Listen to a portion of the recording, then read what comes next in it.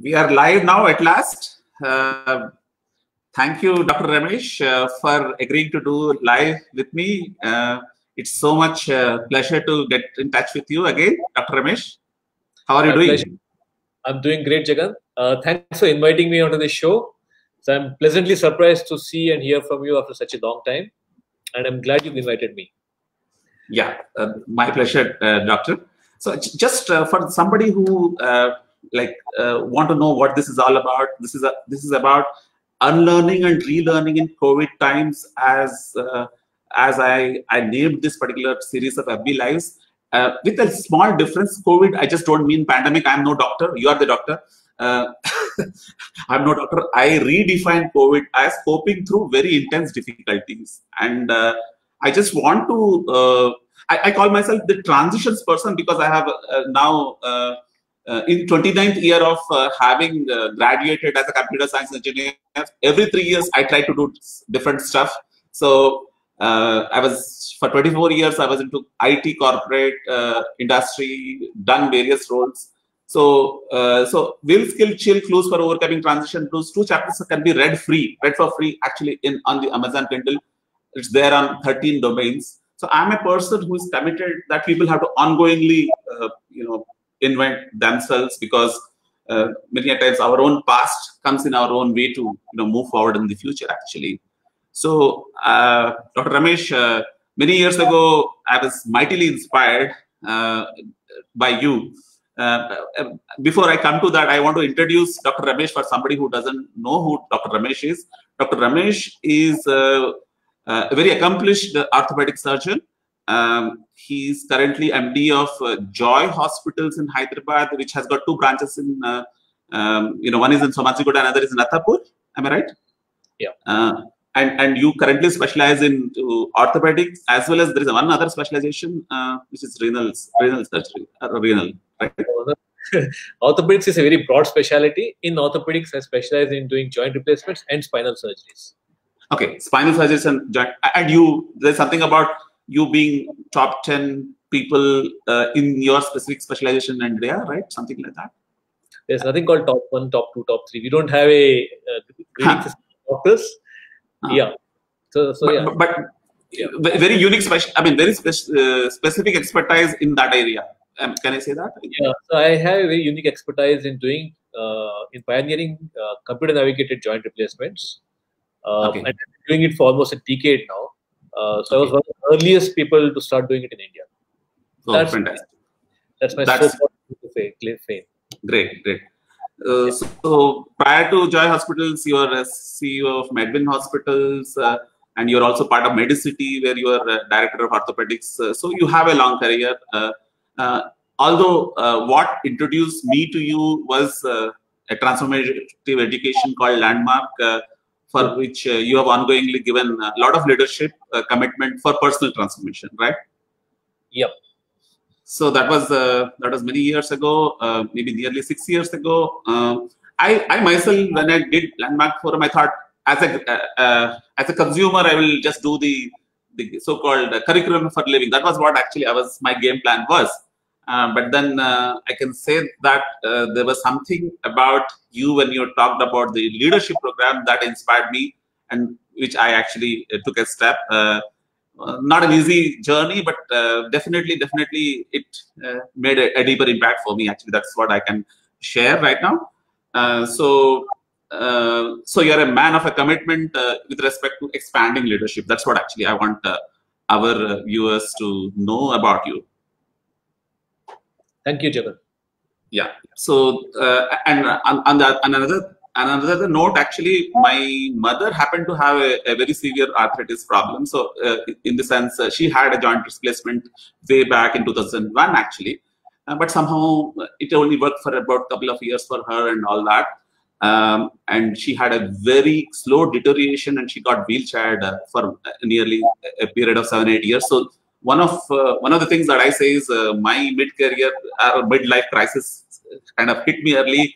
There was no work from home option in those days, even though I was in the IT industry. Now COVID actually made everybody working from home. I wish COVID happened then.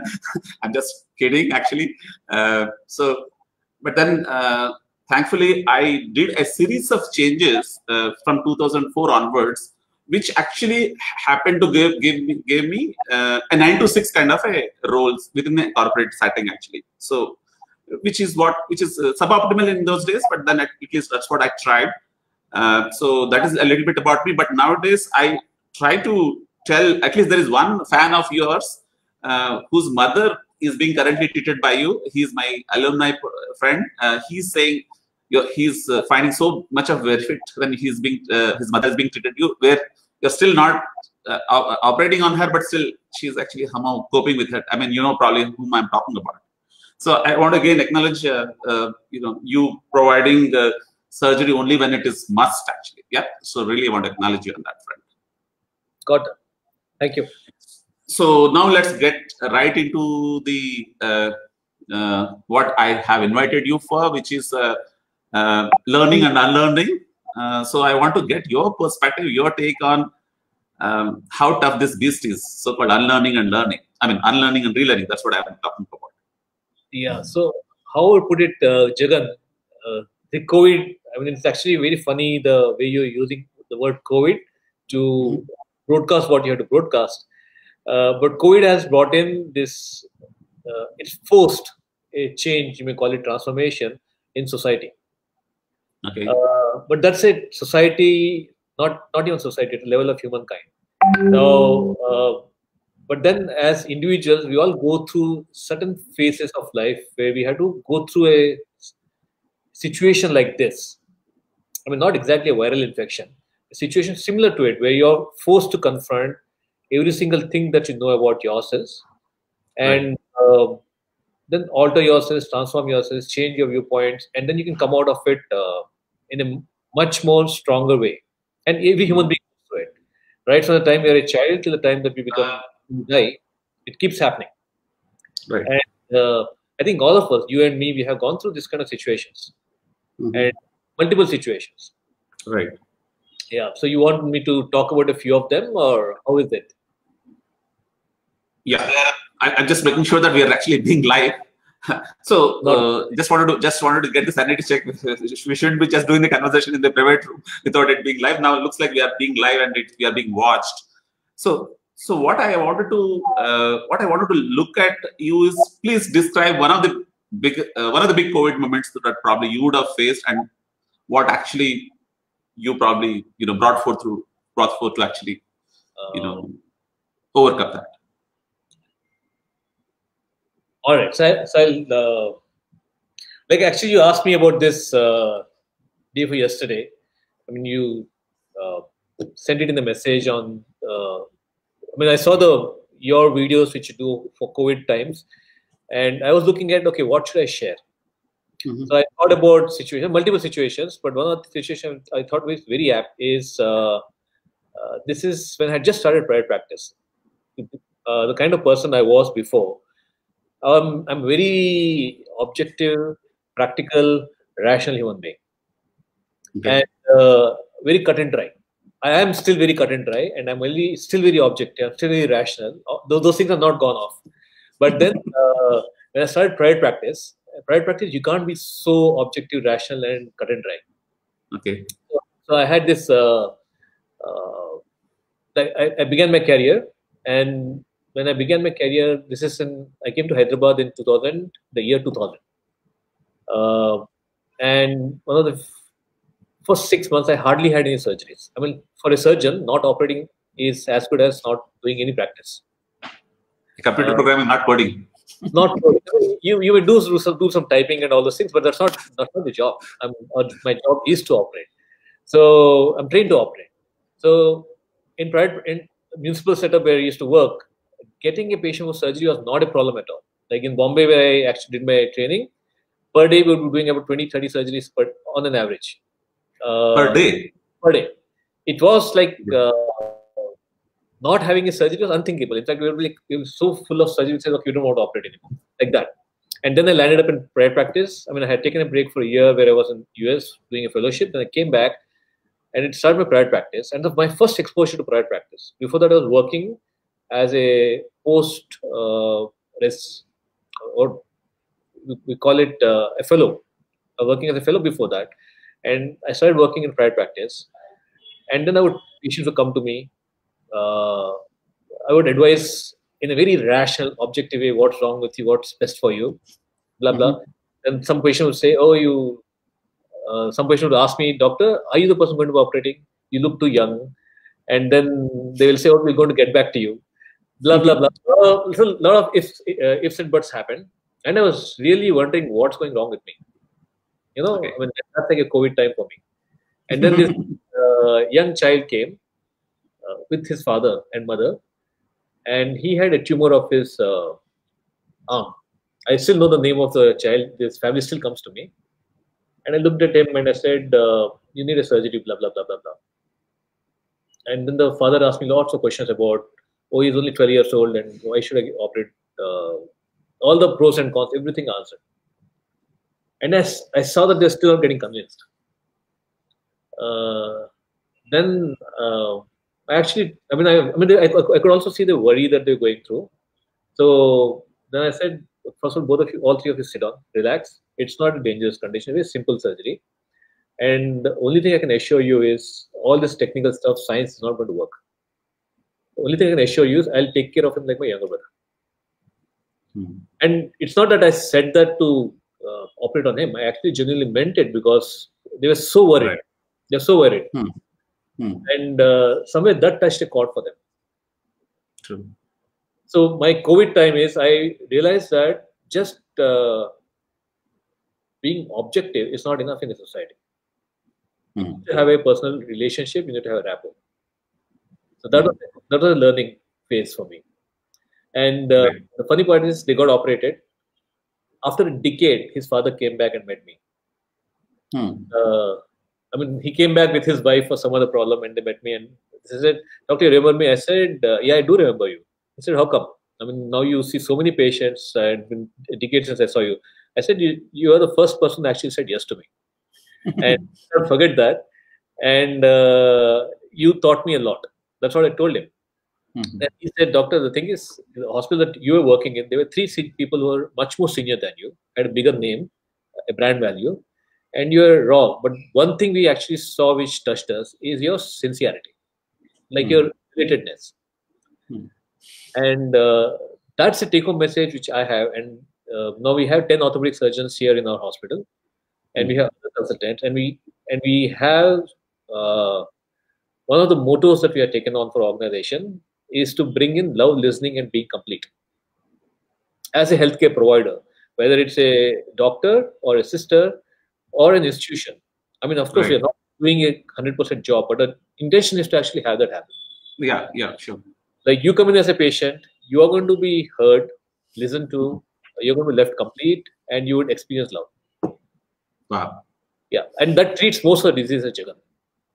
I mean, technically, you can do a fantastic job, but if the patient's not enrolled into what we're doing, it's a downhill course. Yeah, beautifully said. Beautifully said. Yeah. And that COVID started for me in the year 2000. Yeah. So see, one of the you know that I'm a juggler of words and all that, right? So one of my challenges has been that people, there was somebody 12 years ago, there was a mentor who saw that in me, and he actually coined a word called Jaganism. Jaganism, because generally Ramesh, I can say something about Ramesh in the sense, Meena Mesha Lekatadwada Ramesh. That's what I relate to you. You are a person who like go-getter kind of a person. That's what I can remember. Telugulo cheppan actually. Ardhainda? Yeah. So ante koncham phonetic ga chestanu anamata nenu chesedi.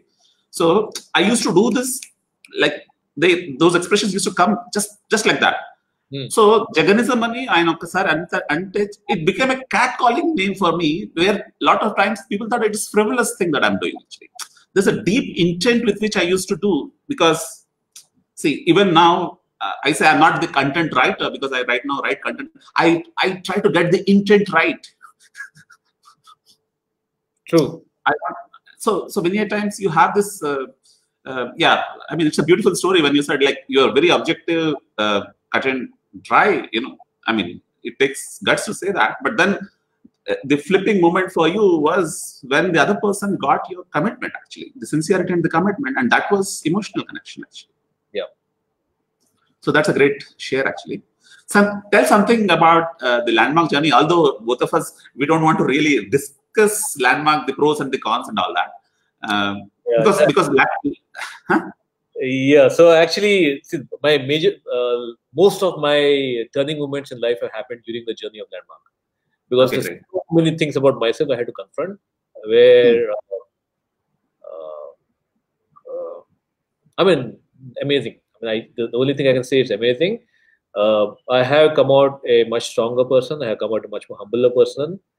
I walked into landmark thinking I'm God's gift to humanity, and within 3 days, I realized a lot of people still think they are. They don't say it though.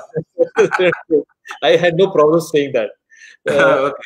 But in 3 days that God's gift to humanity got shattered, I realized that I'm a moron.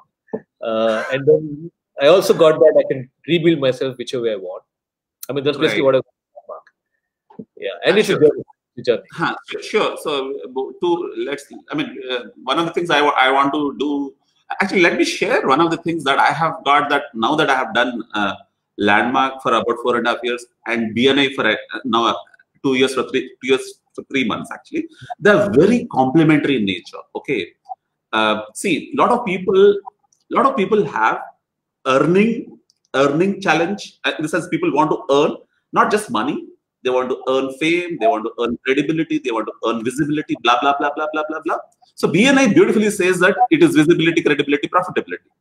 So these are the VCP. Ultimately, I mean, in that order, you got to have your visibility first.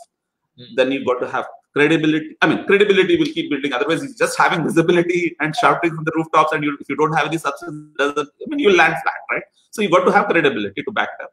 But then ultimately, profitability will come. Actually, that's how BNI says. Actually, so I'm actually wearing a BNI pin for a reason. Hopefully, people will see this and figure it out whether they want it or not. Now I'll tell what landmark is actually, because I'm this linguist, actually, born linguist. So landmark is not about earning. It's not about earning at all. It is about discerning. DISCERNING. Discerning, distinguishing things, actually. Landmark gives you the ability. Of course, my wife, if she hears landmark is not about earning, she thinks DISEARNING. You are not earning anything after landmark, she says, actually. No. I have been earning when I was in corporate for sure, but then I wasn't discerning as much. Discerning is ability to distinguish. So phonetically very similar word, but it's a very different word.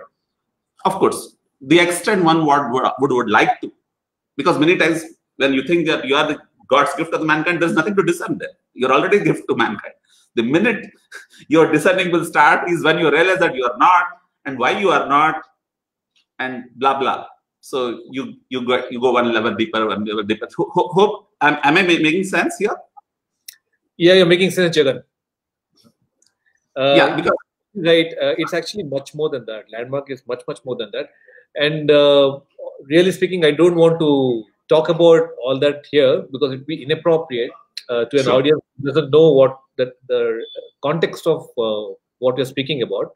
True. But the only thing I can say is, yes, of course, it's discerning is the bottom line for you to learn something, which is definitely. But many times it's pretty hard for people because of the special jargon and the terminology that landmark uses, and many times it can be very confusing and confounding.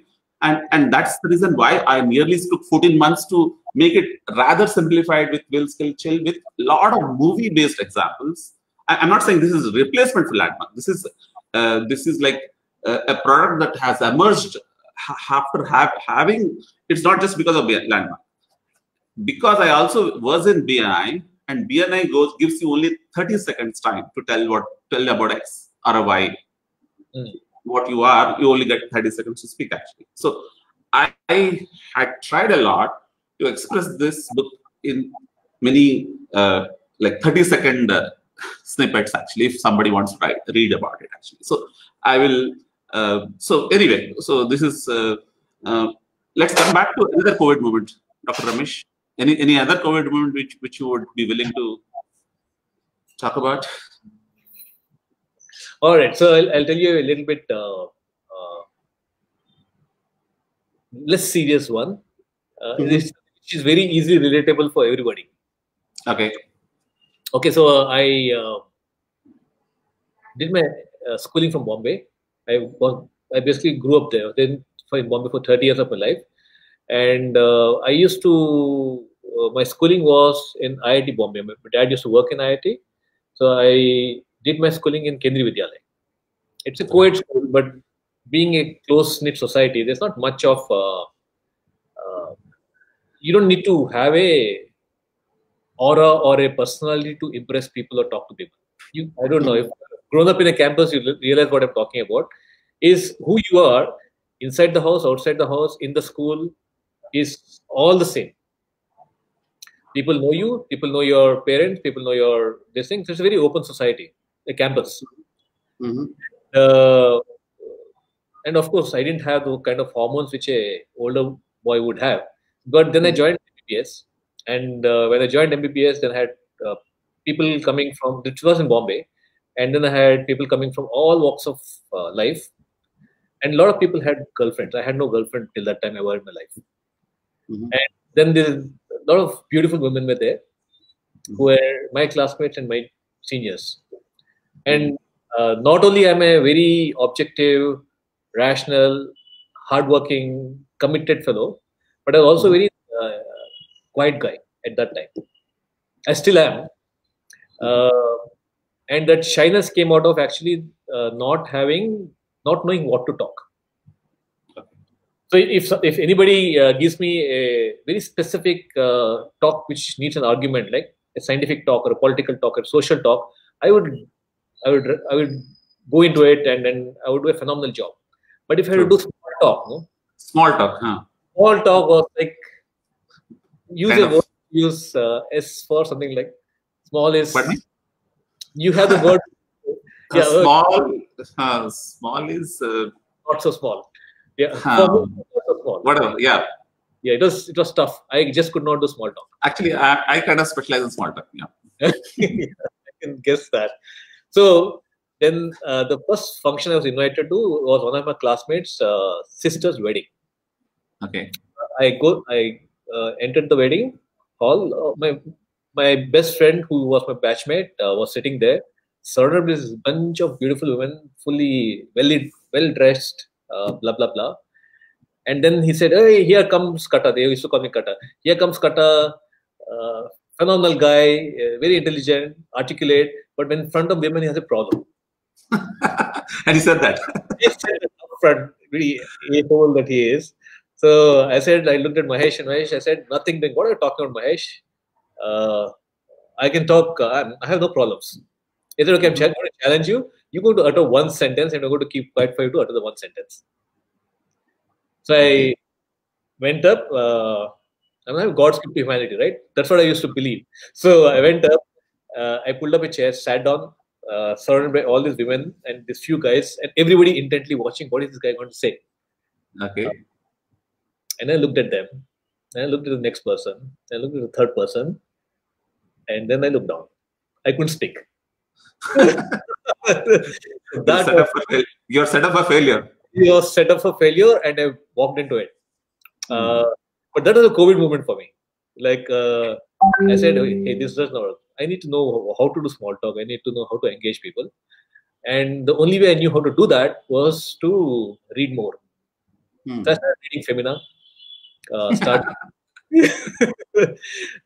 I started listening to music, which is not hard rock. I used to be a very hard rock fan.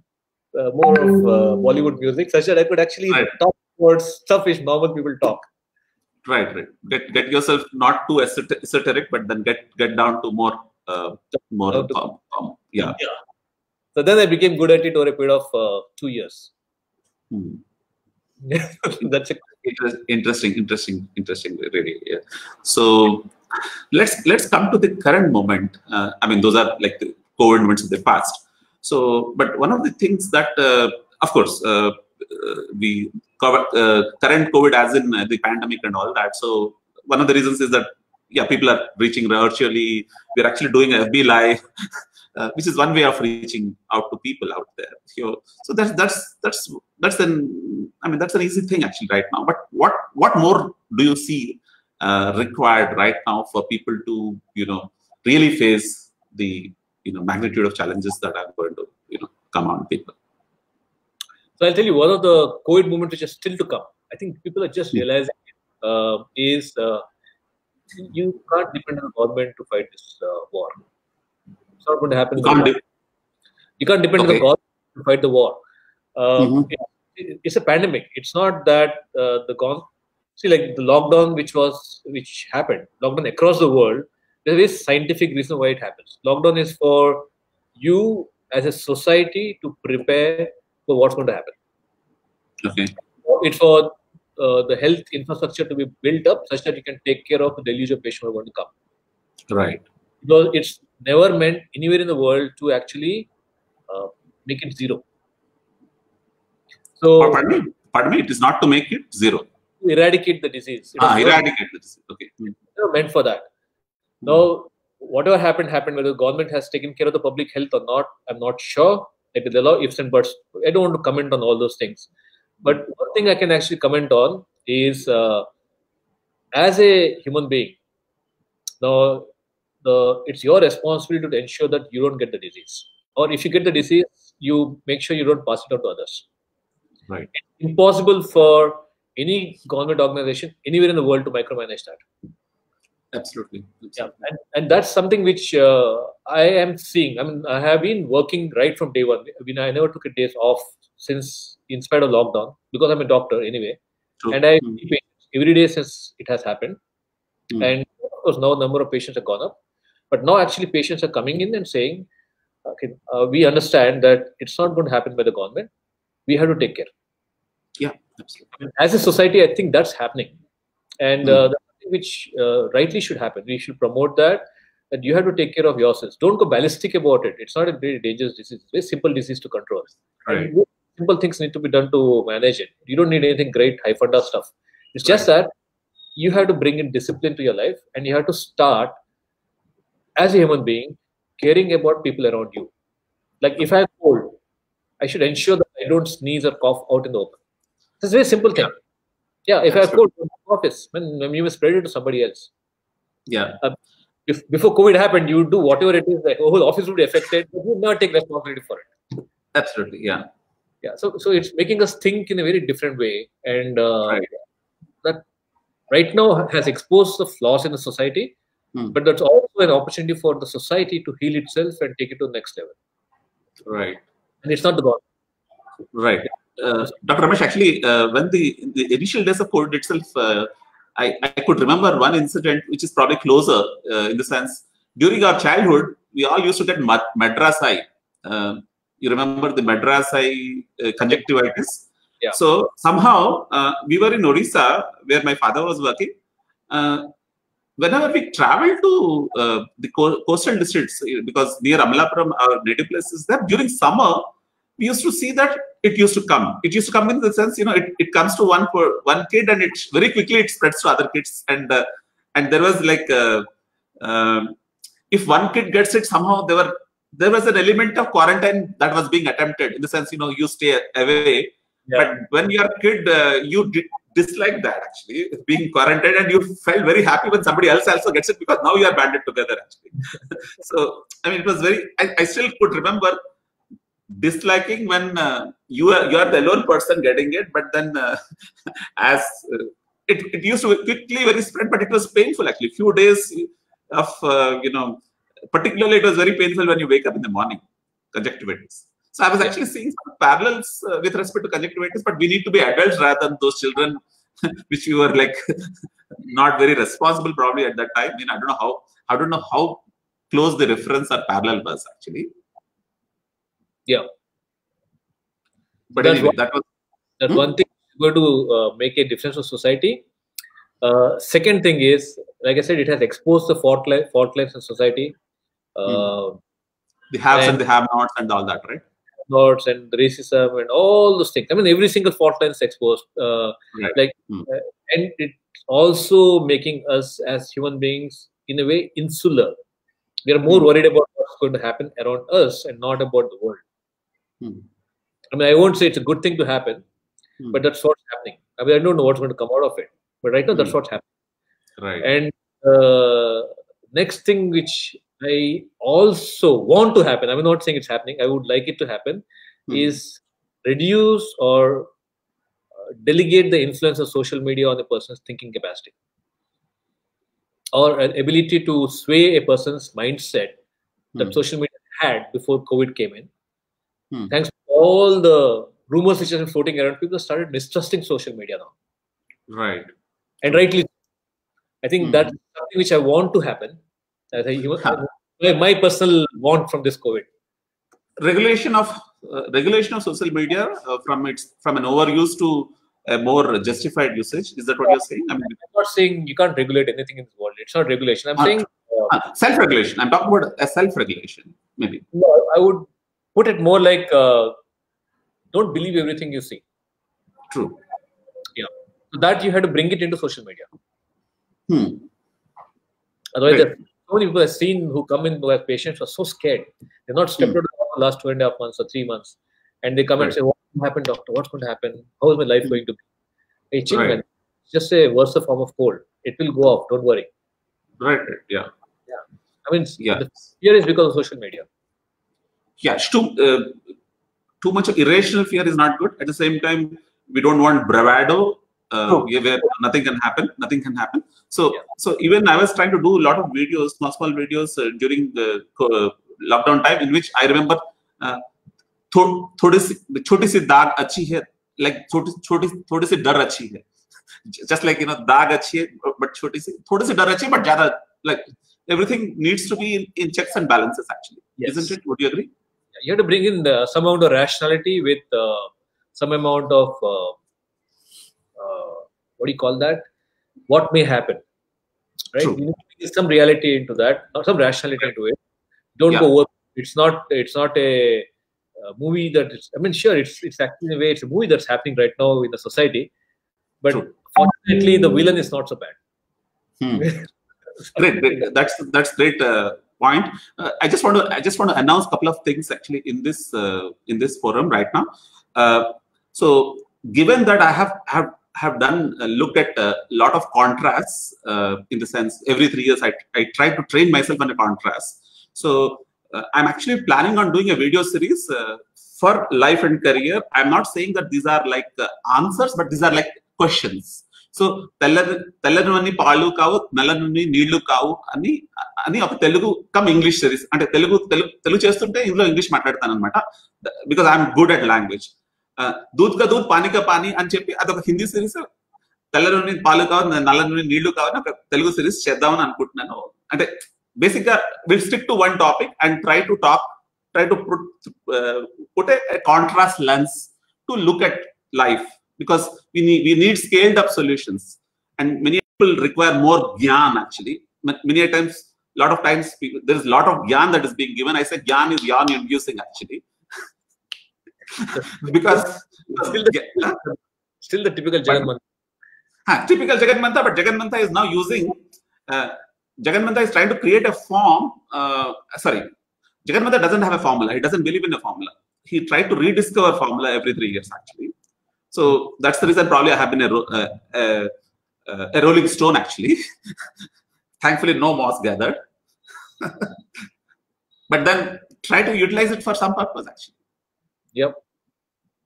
So I'm just taking an opportunity to share with you, Dr. Ramesh. You think that would be interesting, because that would combine both rationality and emotionality. Because just like I was telling you, थोड़ी सी दाग अच्छी है, that's an ad that somebody already done the investment. I'll leverage it. I shamelessly leverage from advertisement, movies, my own personal experiences. So I'm a mishmash guy actually. So just wanted to share that with you. I mean, because I really got mightily inspired by your call of leadership. I think that was a fateful moment in 2014 actually. So if I wouldn't have taken that up, life would have been more comfortable for sure, because I would have somehow survived in the corporate environment which I was doing it. But then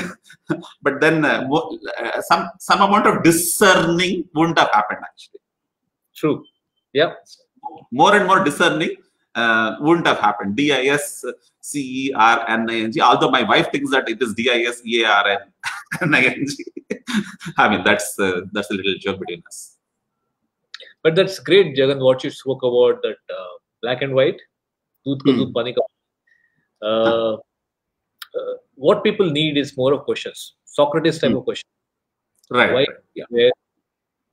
And somebody to actually ask the right questions.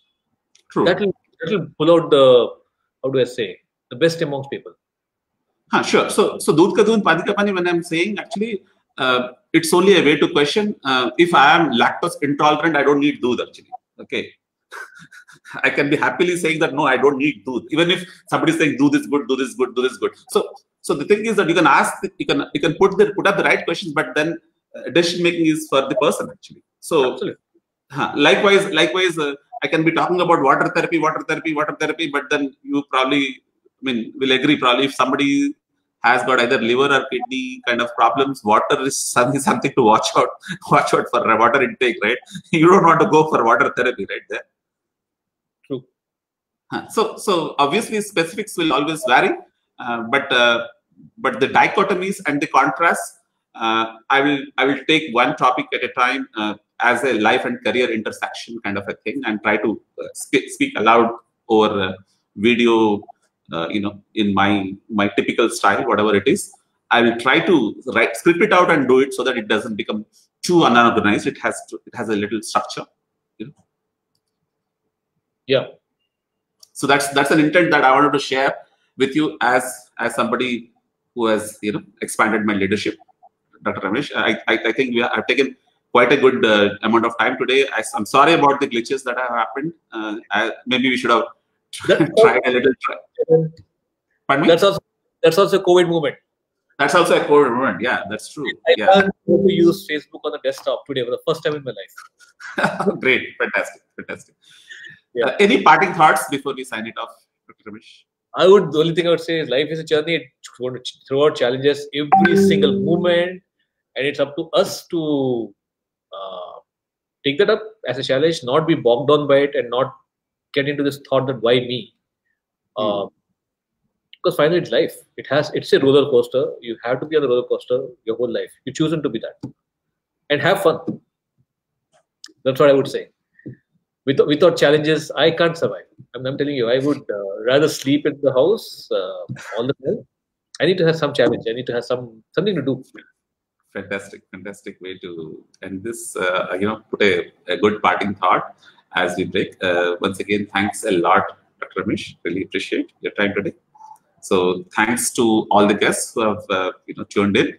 If you like this conversation, feel free to share this. This is the reason it is a FB Live, so that it can actually go and touch more people. Thank you. Got that, Jagan. Thank you. Yeah, thank you. Bye-bye. Bye-bye.